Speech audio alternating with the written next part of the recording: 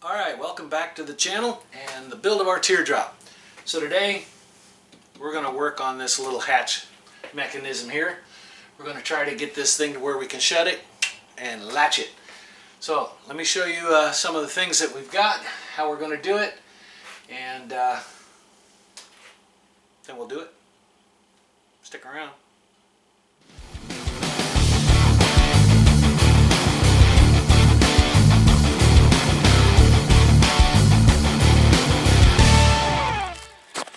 Alright, so the parts that we're going to be using is the rods here, which connect to our mechanism on these little poles that stick out, and they'll run over.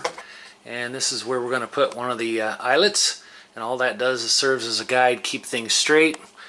Then we're going to have to figure out where the hole's going to be right here, and start hooking things up. So first thing is our rods. We'll go ahead and connect those to the mechanism, and for that we'll use some washers, and then we have a little pin here that we can keep things in place. And then we've got our little pack of screw eyes that we're going to use on the hatch itself, just as a guide for our rod. Then a couple of fender washers, which are slightly larger than the diameter of the rod. And once we figure out where it is going to go, we'll tap a hole in here, and then we'll screw fasten that on, and that will serve to keep it closed. Alright, well, that's the plan. So let's get things hooked up, figure out where those screw eyes go, get those attached, and then we'll figure out how long the rods need to be, and then figure out where we need to put the holes. So the first thing we're going to do is we're going to grab a couple of washers and put those on here. I'm not sure how much space I'll need. Insert the rod. See if I need one more washer. Yep. And then we can put our clip.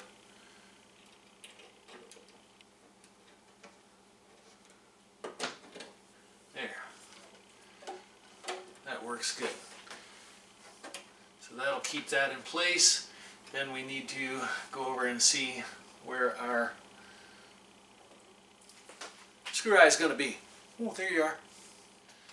Alright, so we want to keep this thing parallel with the edge here, so we'll probably take a measurement, and then our screw eye will fasten about right here, somewhere like that. Like I said, all that is to mainly be a guide for our rod. So I think that'll work pretty decent. So let's get a measurement, figure out where we're going to put that, and then we'll drill a hole, get this tapped in there. And then we'll do the same to the other side.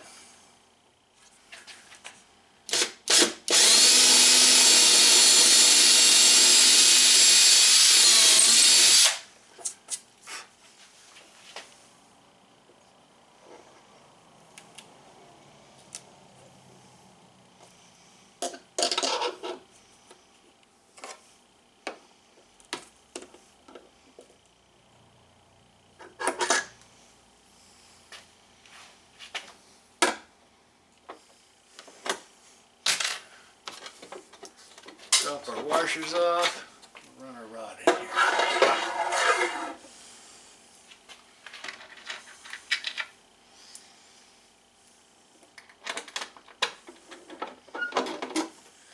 Here we go. Nice. So now we'll do the same to the other side. Then we'll be able to close it down, and then we can mark where we need to cut for the length of our rods. Now, these rods are stainless steel, and I don't know if my bandsaw will keep up with cutting two of these, but I do have an extra blade. And but I run into a friend of mine at the store this morning, and what he did is he bought himself a aluminum rod, and then for the ends, because the ends are flat like that, he took that aluminum rod, took a hammer, and smacked those down, flattened it out, and then just drilled a hole.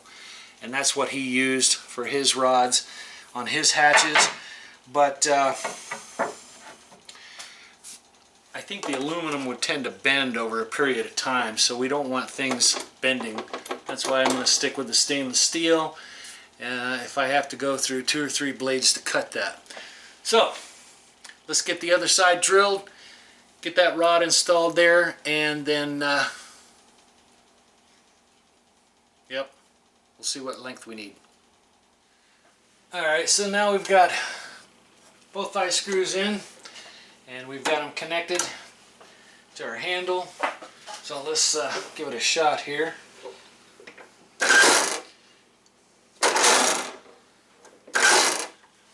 I think that's going to work. Now we can close it and mark where we need to cut our rods. And then, well, we'll get those cut.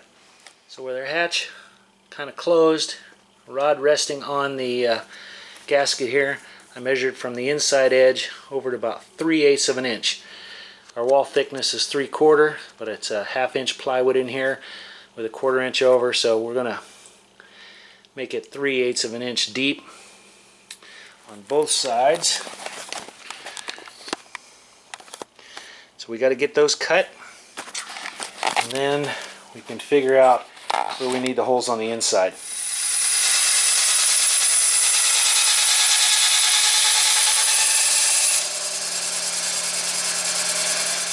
So cutting the rods was a little easier than the very first time I cut it.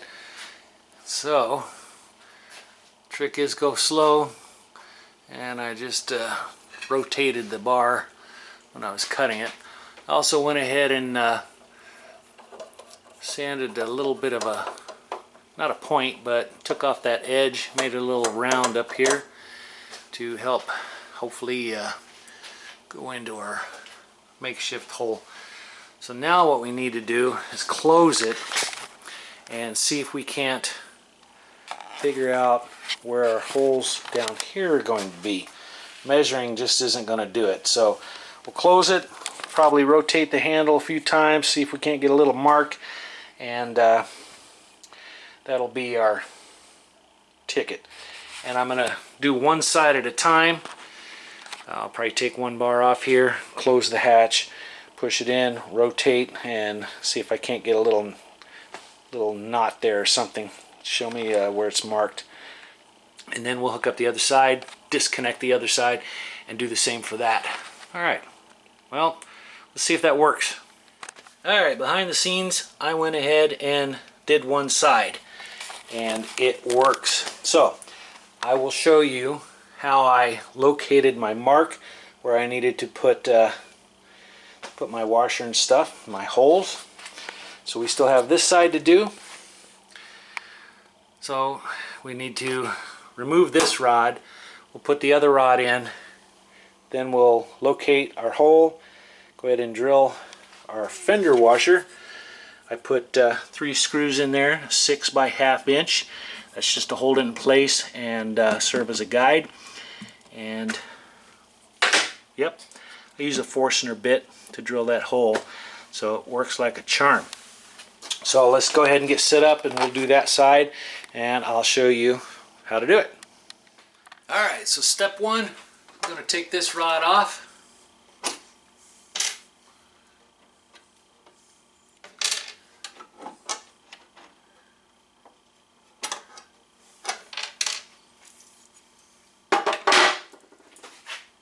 Done. Step 2, we're going to install the rod on the other side.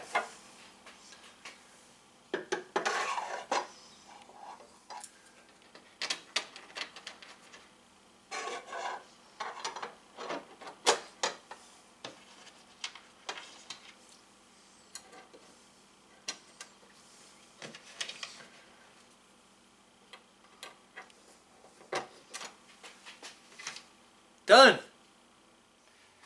Step 3, take a, well, you can't see it, but we're going to take a pencil, and we are going to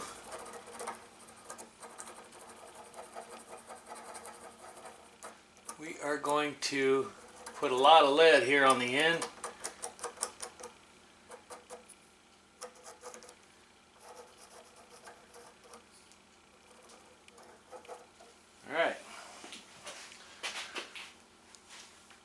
Done. Step 4, we're going to close the hatch and turn that knob a few times.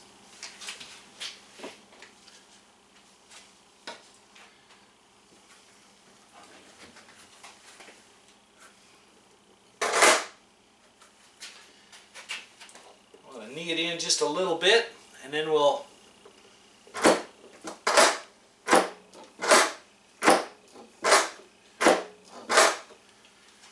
see what we did. And that's where our hole's gonna be. Nice and roundish. So we will set that bad boy about right there. Fasten that on in place. Take it off. Drill our hole, put our washer back on, and it should close and lock in place.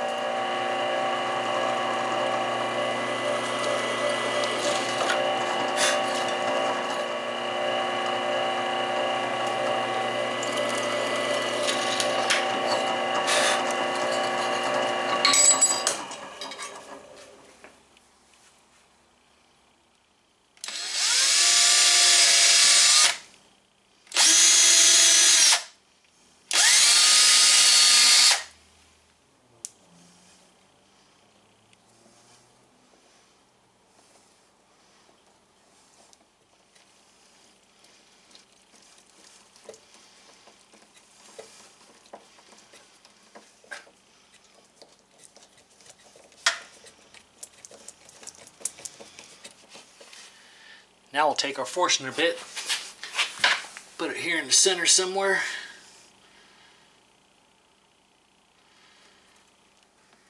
And I'll mark that. Okay. Now we'll take that off and drill.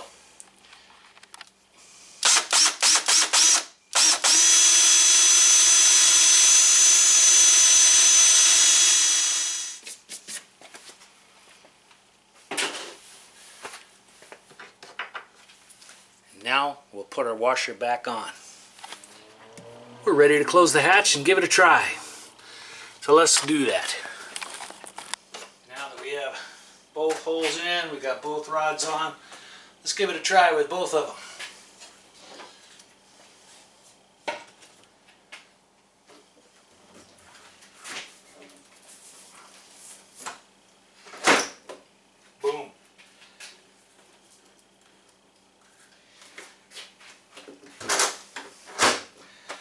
Nice. So that worked. Alright, so we still have to mount the handle. I think I got to cut off about an inch on that. And then probably take some WD-40, spray that little mechanism a little bit, if I can find it. And yeah, it worked.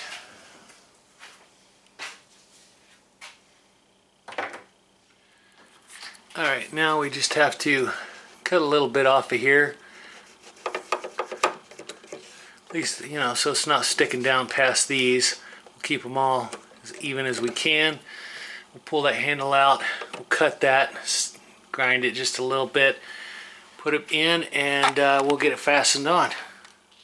Alright, so I whittled down the handle here a little bit and rounded the corners so we don't have any sharp edges. And set my deal in there, marked my holes, and I got a couple little holes, and also took a little countersink and just kind of countersunk the Filon just a little bit so it doesn't split out on us when we go to fasten these in. So we're going to go ahead and set this in here. And then we'll go ahead and turn this down.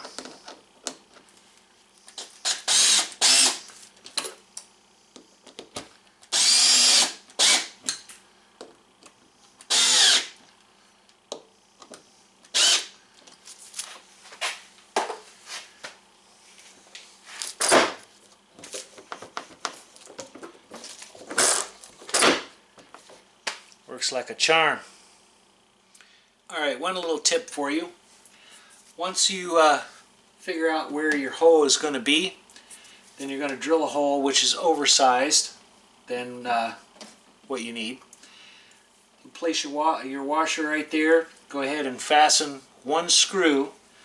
Then you want to take a piece of tape,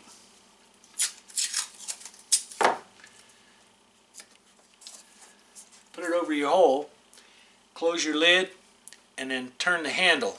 Now it works best when both rods are connected, and do it on both sides, and you'll be able to see where the rods are punching. So if you don't have it perfectly lined up, it's not going to lock for you. So once you have the tape, then you'll be able to see where it's hitting, on top, bottom, side, and then all you have to do is rotate your washer, tighten another screw down on both sides, and test it out, and that'll work. So that's how we did it, and it works. Okay, that's going to do it for this video. We've got our locking mechanism installed, and our rods and everything. We got our holes drilled, and everything works. So seals up nice and solid, and I'm pleased with it. So let's see. Next, I do have a couple of springs that we're going to use to install to hold the hatch open, but I'm not going to install those just yet because I'm going to have to remove the lid. There is a gasket that I need to install underneath the hurricane hinge on the cabin side, and once we get that installed, then we can slide everything back in place. Then we can install those. So that's just a little bit down the road. I'm getting to where it's the little things that I have to finish up. So I'm going to have to make a list of all the things I can think of that I need to get done. Because, you know, putting a screw here, putting a screw there, a little touch up there, touch up here, and I forget where I'm at. So before I do all that, I want to make a little bit of a list so I know what I got to do in order, and we're almost done. So if you haven't already, give the video a big thumbs up, hit that subscribe button, hit that bell notification for the next videos coming up. You don't want to miss those. And if you're interested in building your own teardrop, step by step, I do have plans that are available. You can email me and I'll give you a link to where you can find those, or you just follow the link somewhere around here and it'll take you and tell you what you'll get and how to get it. So that'll be it, and until next time, please always stay tuned.